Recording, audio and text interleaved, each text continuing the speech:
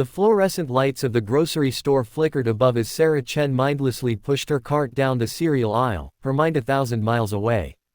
She was rehearsing the conversation she'd have with her boss tomorrow, the one where she'd finally ask for that overdue raise.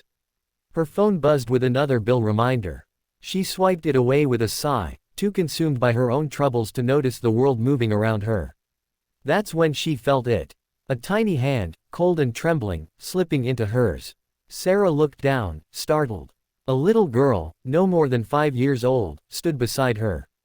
The child's face was streaked with tears, her brown eyes wide with terror.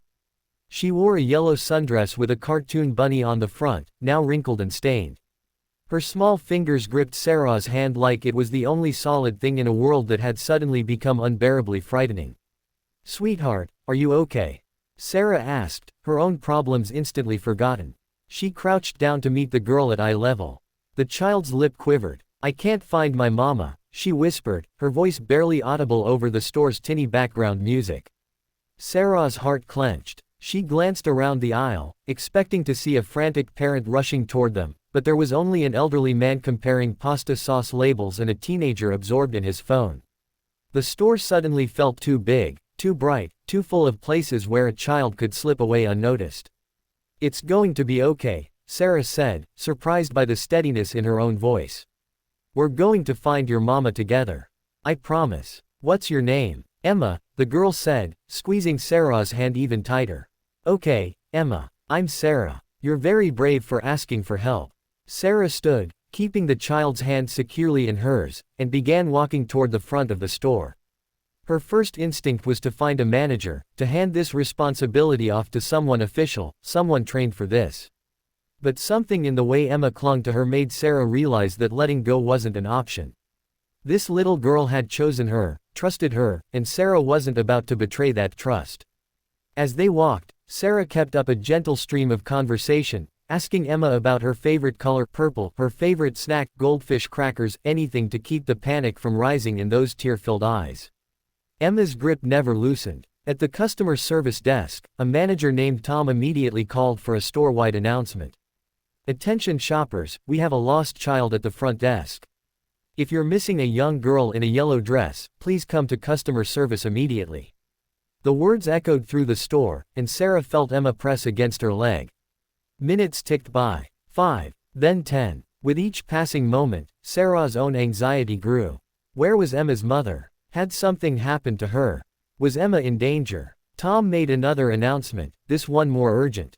Sarah noticed him exchanging worried glances with another employee. She knew what they were thinking because she was thinking it too. At what point did this stop being a simple case of a lost child and become something more sinister? "Maybe we should call the police," Tom said quietly, not wanting Emma to hear. Sarah nodded, but before Tom could reach for the phone, a commotion erupted near the entrance. A woman burst through the automatic doors, her face a mask of desperation and relief all at once. Her shirt was on inside out, her hair disheveled, one shoe missing. "Emma!" she cried out, her voice breaking. "Mama!" Emma released Sarah's hand and ran toward her mother with the speed only a frightened child could manage. The woman dropped to her knees and swept Emma into her arms, sobbing openly. She held her daughter so tightly Sarah wondered if she'd ever let go. Other shoppers stopped to watch, some wiping away their own tears at the reunion. After what felt like an eternity, the mother looked up at Sarah, her eyes red and swollen. "Thank you," she choked out. "Thank you so much. I was in the bathroom, I have diabetes and my blood sugar dropped. I passed out. Someone found me and called an ambulance, but all I could think about was Emma. She was right outside the door, waiting for me. She must have gotten scared and wandered off. I've been searching everywhere." Sarah felt her own eyes filling with tears. She'd been so focused on her own problems, her own stress, that she'd almost missed this moment entirely.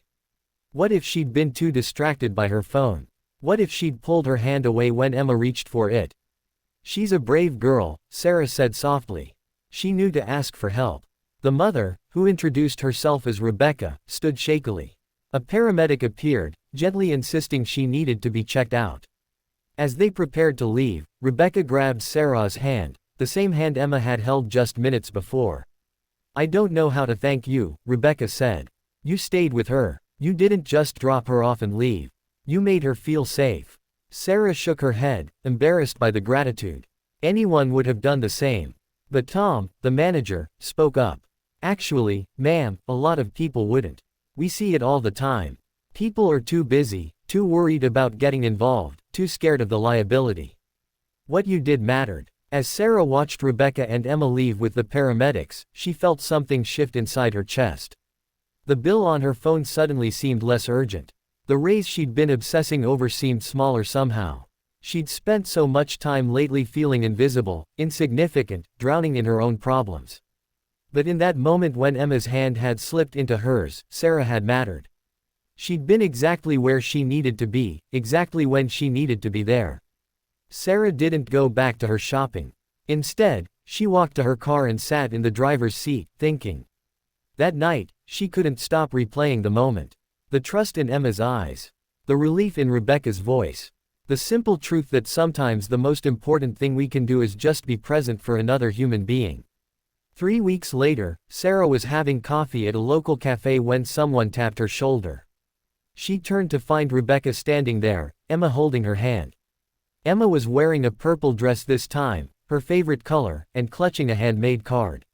We wanted to find you, Rebecca said. To properly thank you. The card was covered in crayon drawings, stick figures holding hands, hearts, and flowers. Inside, in careful, childish handwriting, Emma had written, "Thank you for finding me when I was lost. Love, Emma." Sarah felt tears streaming down her face before she could stop them. Rebecca sat down, and for the next hour, they talked. Sarah learned that Rebecca was a single mother, working 2 jobs to make ends meet.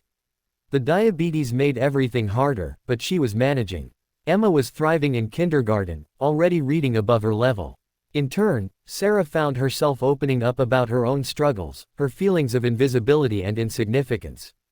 Rebecca reached across the table and squeezed her hand. You matter, Rebecca said firmly. You mattered to us that day, and you matter now. Don't forget that. Sarah kept Emma's card on her refrigerator. On hard days, when the bills piled up and the stress mounted, she'd look at those crayon hearts and remember. She remembered that we're all just walking through this world, sometimes lost, sometimes scared, always needing each other. She remembered that kindness doesn't require wealth or status or perfect circumstances. It just requires presence, attention, and a willingness to hold someone's hand when they're afraid. The race she'd been worried about, she got it, eventually.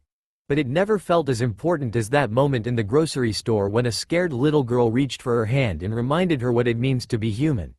To see someone who needs help and simply choose to stay.